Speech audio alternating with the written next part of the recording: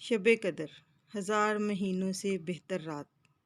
اللہ تعالیٰ کا عظیم احسان ہے، اللہ تعالیٰ کی طرف سے ایک انعام ہے ہم سب لوگوں کے لیے، ہم سب مسلمانوں کے لیے۔ یہ رات، یہ مہینہ اللہ تعالیٰ نے ہمیں نصیب کیا کہ اس مہینے میں ہمارے لیے اللہ تعالیٰ نے جسمانی اور روحانی شفا رکھی ہے۔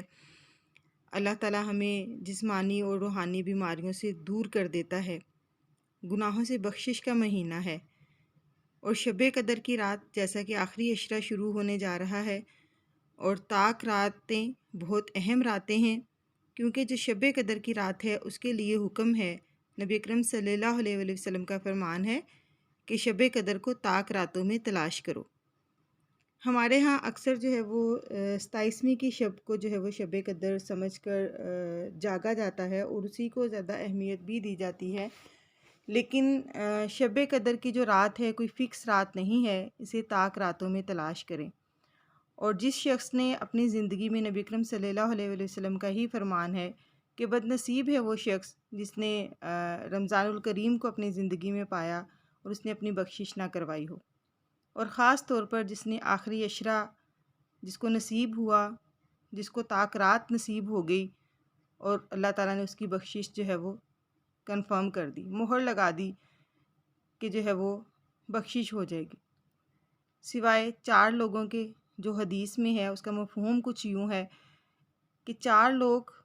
جن کی بخشش نہیں کی جائے گی: دل میں بغض رکھنے والا، شراب کا عادی، قطع تعلقی کرنے والا، اور والدین کا نافرمان۔ تو اللہ تعالیٰ سے توبہ کر لیں، ہم سب گناہ گار ہیں، اللہ تعالیٰ سے توبہ کریں، اللہ تعالیٰ سے ہدایت کی دعا کریں، اور اللہ تعالیٰ سے بخشش کروا لیں۔ یہ بہت قیمتی ٹائم ہے، ہمارے پاس بہت قیمتی لمحات ہیں ہماری زندگی میں، کہ ہم ابھی بھی اگر اپنی بخشش نہ کروا سکے تو ہم لوگ واقعی ہی بد نصیب ہیں۔ اور شب قدر کی رات جو ہے وہ 1000 مہینوں سے بہتر رات اللہ تعالیٰ نے کہہ دیا، 1000 مہینوں سے بہتر رات۔ ایک رات جاگ لو، ایک رات اللہ تعالیٰ کی عبادت کر لو، اور 1000 راتوں کی عبادت نصیب ہو جائے گی۔ 1000 راتیں جاگنے سے بہتر ہے کہ تم ایک رات تلاش کر لو اور اسی کو پالو، اور جس نے شب قدر کو پا لیا اس کی بخشش ہوگی۔ اب اس کے پیچھے جو ہے وہ واقعہ کیا ہے کہ یہ رات کیوں 1000 مہینوں سے بہتر اللہ تعالیٰ نے جو ہے وہ رکھ دی ہے۔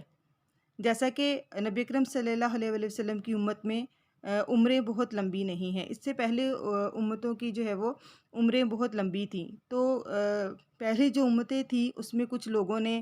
80,000 سال تک جو ہے وہ عبادت کی، اور جب صحابہ کرام کو یہ بات پتہ چلی تو وہ اس بات کے لیے بہت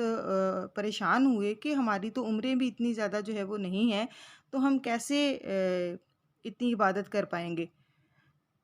تو اللہ تعالیٰ کمی بیشی معاف فرمائے، کچھ مفہوم اس بات کا اسی طرح سے ہے۔ تو اسی ٹائم میں جبرائیل امین جو ہے وہ حاضر ہوئے، اور نبی اکرم صلی اللہ علیہ وآلہ وسلم کو انہوں نے خوشخبری دی کہ خوشخبری ہے آپ کی امت کے لیے کہ اللہ تعالیٰ نے ان کے لیے ایک رات میں ہی اتنا ثواب رکھ دیا ہے، ایک رات میں ہی اتنی بخشش رکھ دی ہے کہ پہلی امتوں کی 80,000 سال کی جو ہے وہ عبادت کے برابر ہے۔ تو یہ دیکھیں کتنا اللہ تعالیٰ کا احسان عظیم ہے، اللہ تعالیٰ کا کتنا انعام ہے، اللہ تعالیٰ کی طرف سے ایک تحفہ ہے ہمارے لیے۔ اور اس مہینے میں اتنی برکت ہے، اس رات میں اتنی برکت ہے کہ رمضان کی برکت اس بات سے آپ اندازہ لگا لیں کہ اللہ تعالیٰ نے کہا ہے کہ روزہ میرے لیے ہے اور میں ہی اس کا اجر دوں گا۔ اور اگر ہم شب قدر کی بات کریں تو اس رات میں فرشتے خود اترتے ہیں، اللہ تعالیٰ کے حکم سے اترتے ہیں، برکت لے کر، خیر لے کر ہماری طرف جو ہے وہ اترتے ہیں، اور سلامتی ہے اس رات میں طلوع فجر تک، جب تک کہ فجر نہ ہو جائے۔ تو اس رات میں تراویح پڑھنے کے بعد نوافل پڑھیں، قرآن پاک کی تلاوت کر لیں، تحیۃ الوضو کے جو ہے وہ نوافل آپ پڑھ سکتے ہیں، توبہ کے نفل آپ پڑھ سکتے ہیں، صلاۃ الحاجت کے نفل پڑھ سکتے ہیں، قرآن پاک کی تلاوت کر سکتے ہیں، اور اللہ تعالیٰ سے رو رو کر معافی مانگ سکتے ہیں، اور لوگوں کو معاف کریں۔ لوگوں کو معاف کرنا جو ہے وہ یہ دلوں میں بغض جو ہے وہ اپنے نکالیں، اور قطع تعلقی جو ہے وہ ختم کریں، کیونکہ یہ ساری چیزیں جو ہے وہ اللہ تعالیٰ عبادات میں ان کا شمار کرتا ہے۔ اور اللہ تعالیٰ جو ہے وہ سب لوگوں کو یہ رات جو ہے وہ نصیب کرے کہ سب لوگوں کی بخشش ہو جائے، تمام مسلمان جو ہے وہ بخشے جائیں۔ اور ہم لوگ تو ویسے بھی اتنے کرائسس سے گزر رہے ہیں، 1 سال ہو گیا ہے، یہ کرونا جیسی جو وبا ہے یہ ہمارے ملک سے نہیں جا رہی ہے، ہزاروں لوگ جو ہے وہ اس کا شکار ہو رہے ہیں۔ تو اللہ تعالیٰ سے جو ہے وہ اس ملک کی حفاظت کے لیے، اپنی ہدایت کے لیے، اپنی حفاظت کے لیے جو ہے وہ اپنی جسمانی اور روحانی بیماریوں سے اللہ تعالیٰ سے جو ہے وہ شفا مانگے، اللہ تعالیٰ سے رزق مانگے، جتنا مانگ سکتے ہیں اللہ تعالیٰ سے مانگیں، کیونکہ اس رات میں سب کچھ ملے گا، معافی بھی ملے گی، اور یقین کے ساتھ مانگے، اچھی نیت کے ساتھ مانگے تو اللہ تعالیٰ جو ہے وہ ضرور نوازتا ہے۔ تو اس لیے یہ آخری عشرہ یوں سمجھ لیں کہ آخری عشرہ جو ہے وہ آپ لوگوں نے جاگ کے گزارنا ہے۔ ویسے بھی ہم لوگ جو ہے وہ رات میں دیر دیر تک جو ہے وہ جاگتے ہیں، موبائل لے کے، لیپ ٹاپ لے کے، انٹرنیٹ پہ جو ہے وہ سرفنگ کر رہے ہوتے ہیں، اور یہ ایسی رات ہے کہ جس کی عبادت قرآن اور حدیث سے ثابت ہے۔ ویسے ہم لوگ جو ہے وہ بہت ساری راتیں ہم جاگتے ہیں، جیسے شب معراج ہے،